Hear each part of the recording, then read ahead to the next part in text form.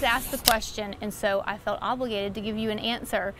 Today I'm out at Stokely Garden Express, and we are looking at a couple of different kinds of hydrangeas and how to trim them properly and when to trim them.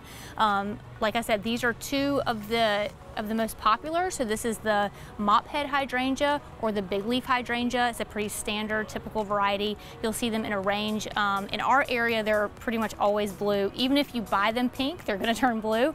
And then on this side, we have the limelight hydrangea, which is also so popular because it blooms in sunny conditions.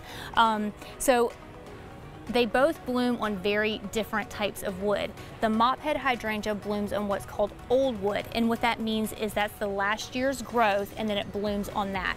So if you have a hydrangea like this at your house, if you want to trim it and deadhead it, you would wait until it's finished blooming and then clip the tops off to deadhead. If you really want to give it a really good cut back, just make sure you're doing it before August, because August and September is when this hydrangea starts to set its blooms for the next year. So if you start cutting it after August or September, you're going to cut off the blooms for the following year, because again, remember, it blooms on the old wood.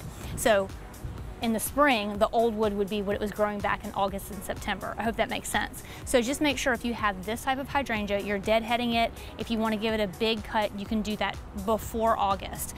And really, the truth is, if you have a hydrangea in a place where it's got enough room to get big, you don't have to trim it. The reason why you might trim it would be if it's getting too big for the space where you have it, if it's got some dead wood on it, and things like that. So just keep in mind, these don't have to be trimmed. It's nice to deadhead them, which is to just cut off the old dead blooms after they bloomed, but an overall big cut isn't always necessary.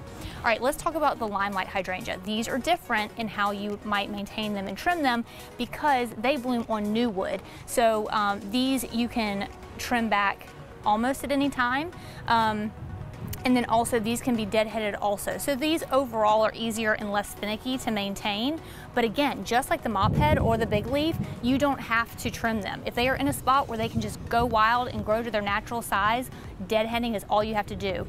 And really, ideally, the simple trick for all of them is to go and give them a trim right after they have bloomed. Like they are done blooming, you go ahead and do it, and then you're gonna be safe no matter what.